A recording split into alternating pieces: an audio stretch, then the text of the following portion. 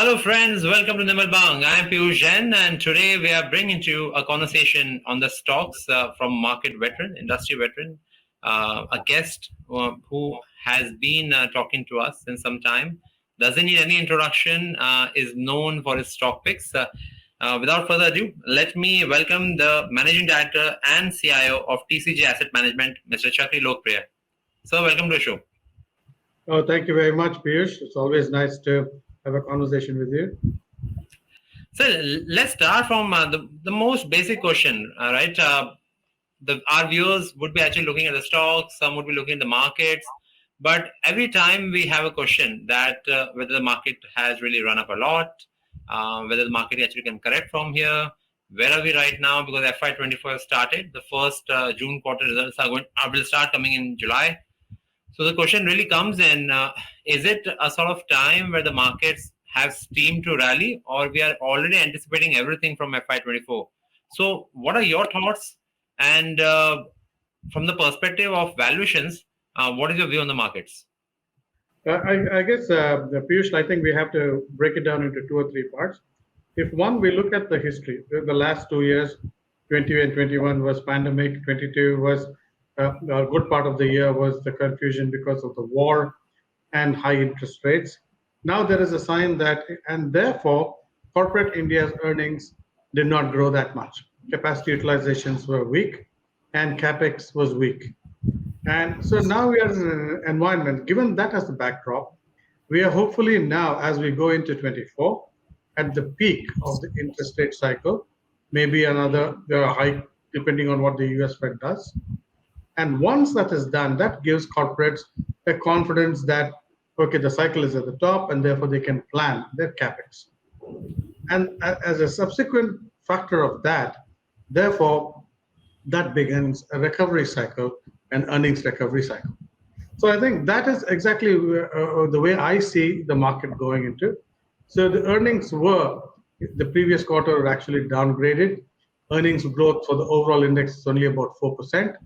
And that index itself was about cut. The consensus estimates were cut. So now on a low base, given what has happened in the last 3 years, corporates need to grow based on these factors. And therefore, consensus is looking for about, over the next 2 years, a CAGR of about 13 to 15% EPS. From that perspective, is it achievable? Yeah. And now, in fact, therefore, if the interest rates trajectory now, the US Fed threw a curveball the other day where they say everybody expected a peak and now they've penciled in 2 more rate hikes. So which means RBI will be forced to raise interest rates or at least hold rates because to maintain the interest rate differentials. Fortunately, as India's balance sheet, external balance sheet is strong, RBI has done a fantastic job. And when interest rates are high, corporates do not, because it increases their cost of capital of doing their business. And planning capex cycles becomes difficult because they don't know when rates will start moving down and therefore don't want to lock in high rates.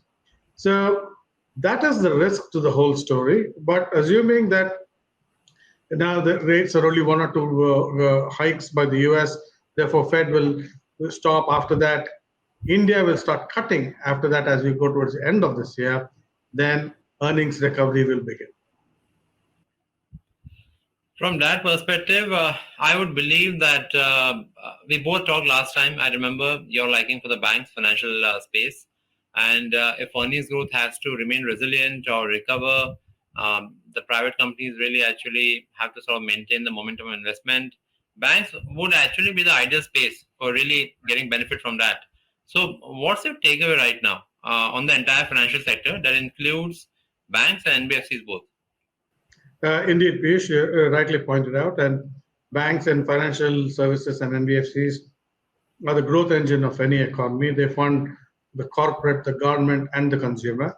And if you compare the financial services to the previous cycle, they had high NPAs, provisioning was low, balance sheets were weak. In the last 3-4 years, banks have repaired their balance sheets extremely well and are in a very healthy space. So, capital adequacy ratios are very strong, Tier 1 capital ratios are strong, NPAs are firmly under control. and therefore are in a great position to start lending as and when the credit recovery cycle begins.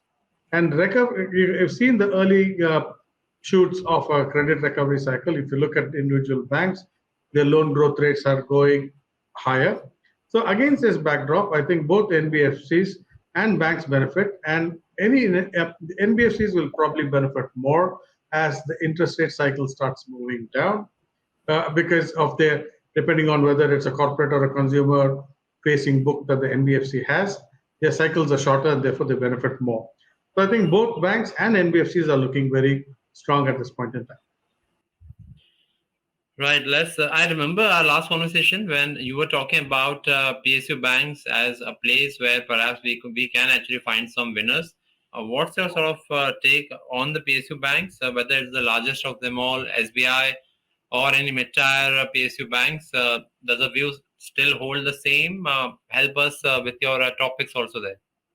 Yeah, if you look at the PSU banks, so PSU banks will be the primary beneficiary of any uptick because any corporate capex is usually done through PSU banks. The private banks have a lesser market share in that perspective.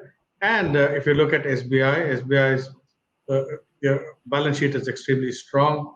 Its NPAs are less than 1%. Provision coverage is very high. Digitally, the bank is growing very strong. Its YONO initiative has about 60 odd million customers. These are margin accretive customers. And for all that, the bank is trading at around one time book value, 1.2 times. So the company has a sufficient leeway in terms of valuation. It can trade at 1.5 times book on FY25 and beyond. So which means there's a solid 50-60% upside from the current levels. Take smaller banks. If you look at Canara Bank, Bank of India, they're trading at less than half-time book. Very similar story. Their provisionings, their NPAs are under control, and therefore they will also benefit significantly, both the SBIs and the smaller banks like Bank of India and Canara Bank. Right, but in terms of the potential, will it be fair to say that SBI stands at top of the pack? SBI being the largest bank in the country and also making the greatest share of a loan book in the country, will have a disproportionate advantage, also given its size. But given the valuations are on the side of even the mid-cap banks, they will also benefit fairly significantly. Okay, so SBI and we also have the same room in mid-cap PSU banks also.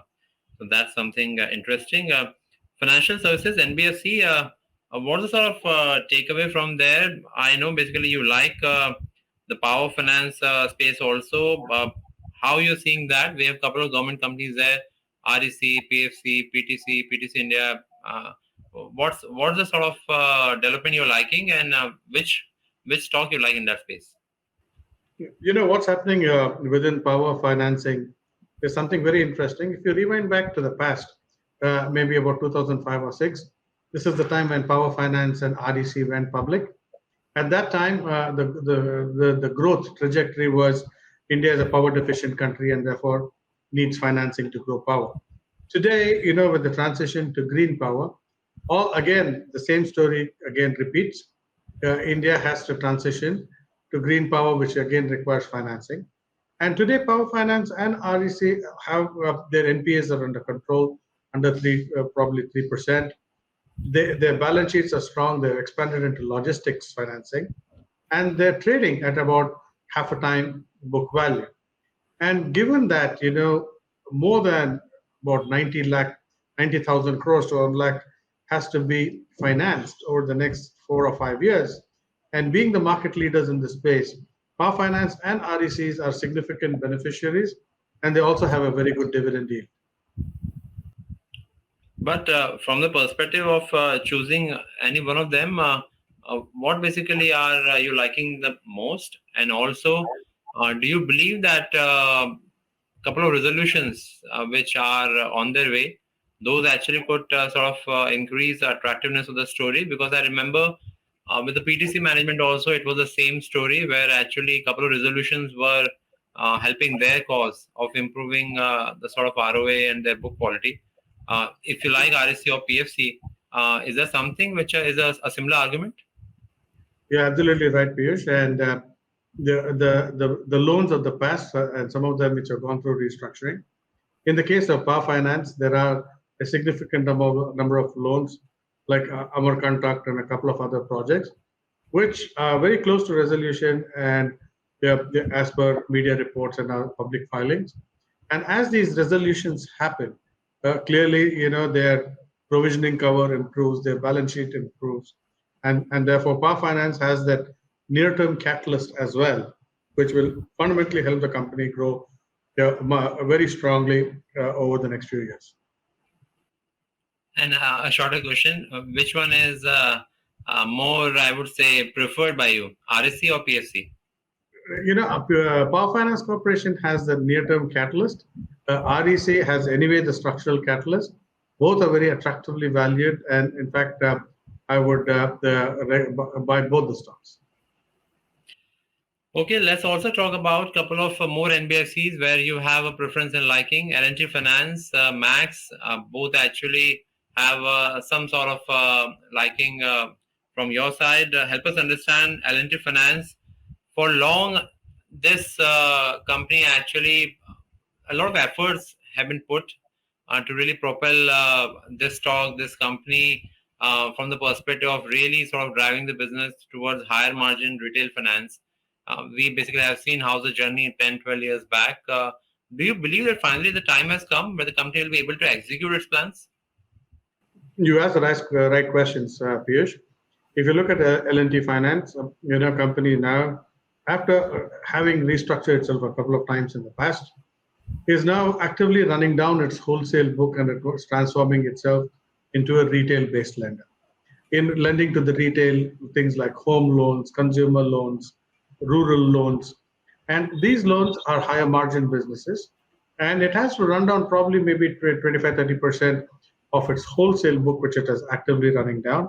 As that does, when it grows its retail business, its margins improve, its balance sheet is fairly strong, and given all its problems of the past, asset problems of the past, the company trades still at a valuation of about 1.2, 1.3 times. So as this transition happens, there is a significant re-rating as its margins improve. Right. And what about the sort of management risk here? How you are looking at that in terms of change in guard? The current CEO is very soon going to retire. So what's the view there? Yeah, absolutely. And in fact, the current CEO is going to retire, and a new CEO search is well under the way. And with the new management in place, I think the strategy will actively see a further reacceleration, and that will also add business momentum to the company in getting to its new redefined goal. Right. I also want to ask you on Max, from the perspective of what has been happening in the insurance sector over the last many quarters. Um, what's your view on Max, and what's the structural story which you are watching very keenly? I think it's a two-part story in the case of Max. In the case of Max, one is, as an insurance industries, you have companies who are trying to reduce the group policies and increase individual policies. Group policies are becoming less profitable, highly competitive, and higher margin individual policies is the way to go, which Max is also doing. And you've seen actual evidence of that. Its premium in this quarter actually increased a good probably 8-9%, with further acceleration in the coming quarters. So the industry itself is realigning itself to the new dynamics. Second, in the case of Max, of course, it's Axis Bank has been buying into Max Financial, and you've seen again public reports that Axis will continue to actively look to buy out its blocks. And as those blocks are cleared, it'll provide a big catalyst because it was an overhang on the company. And as per media reports, I think as those events happen, because anyway the valuation is on its side, and to take the stock propel much higher on a stronger note. Right. So is that something where actually we are seeing as a sort of corporate development trigger, as a sort of better reason versus anything which would be in the same space, ICICI Prudential or HDFC Life? Would that be something where we are really seeing a stronger bank increasing its exposure, perhaps over the next 2 3 years, is going to provide a much better platform for the investors? Axis Bank has been very vocal about it over the last many years, in having Max as its preferred partner, strategic partner, and having a bank distribution channel, as we've seen just about every successful company in India, like you mentioned, HDFC Lives, SBI, all these companies, they lean on their banking channels, and it's no different in this case. So that, as being a strategic partner, as Access has put it, clearly is a positive in accelerating its market share. Well, we talked about financial space from insurance to NBFCs to banks. Now let's take a step away and try and talk about companies which are consumers of finance, I would say. So let's talk about auto ancillaries, one sector which has delivered very strong returns over the last 24 months. What's your takeaway on the health of the sector right now? And also from the mid-cap auto picks, where I know you like a couple of companies.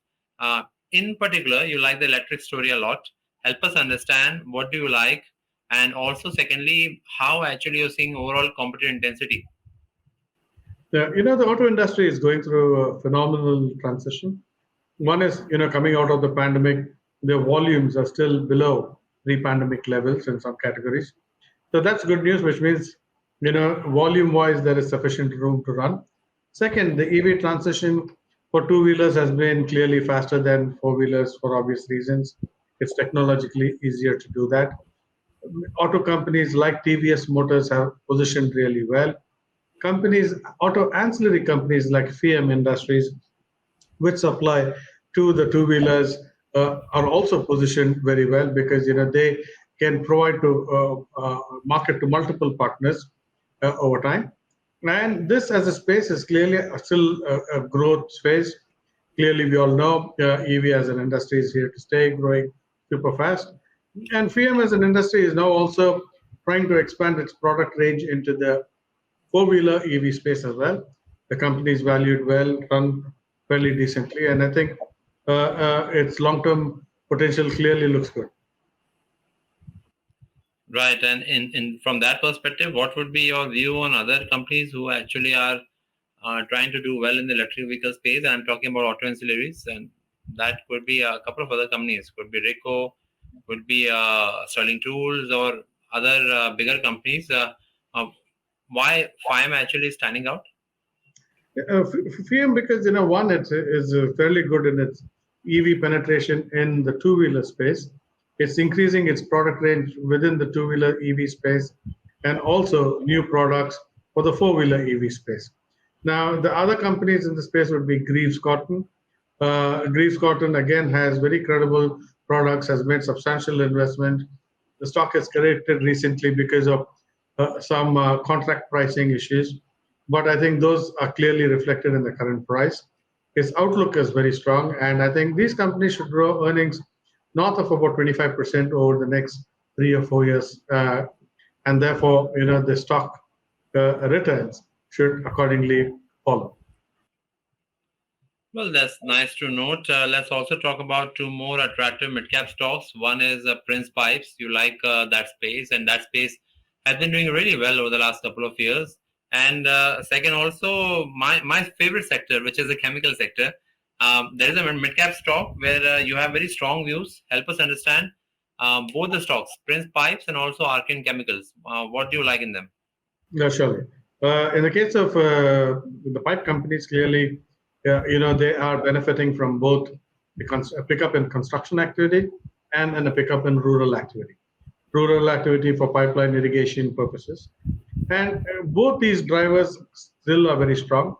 Recent concerns over here, one, because of the pandemic, construction activity had slowed down dramatically, which is now coming back very fast. And all the stalled projects are coming back, and therefore earnings growth rates for the next 2 3 years will be very strong. In the case of rural India, has been a consistent grower, will continue to grow. Prince Pipes is there in both these market segments, has good market share in these, and it's growing its earnings probably 25 30% over the next few years. And in terms of multiple wise, valuation wise, is looking strong. And therefore, I think this is a story which is will do consistently well over the coming the several years. Now, on the other hand, you had asked about another company. Yes, basically, I talked about Arcane Chemicals, where the sort of expectation on the earnings growth is very strong, 30% plus. Uh, why this company is able to outperform its peers, and what is the sort of future demand you're looking for its products? Oh yes, Alkane Chemicals as a company, IPO'd about a year or so ago. From there, its stock price corrected fairly significantly, along with many other IPOs. And after the correction, there's still the earnings growth of the company is probably about 30-40% for the next few years because they make bromide, which is a chemical which is used in multiple industries, consumer, uh, you name it, multiple sectors. There is a good need for that for the stock. I mean, for its products, and it's also expanding into newer chemical products range in the allied region, which also provides a very strong earnings visibility. The strong earnings visibility will help.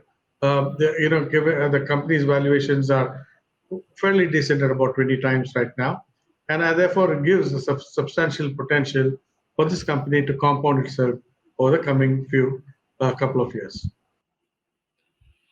I also want to talk about a consumer story, which is the Bata. What's the sort of a view there? And along with Bata, I also actually want to have your view in terms of discretionary spending. What's your view? And a couple of sort of reasons associated. We now see that a monsoon forecast has come, first phase, early stages, but we know again what is the expectation now. From the perspective of the tax data or the other sort of revenue data, we largely actually are seeing a robust sort of collections. So, from a total consumer discretionary demand, what's the sort of your view?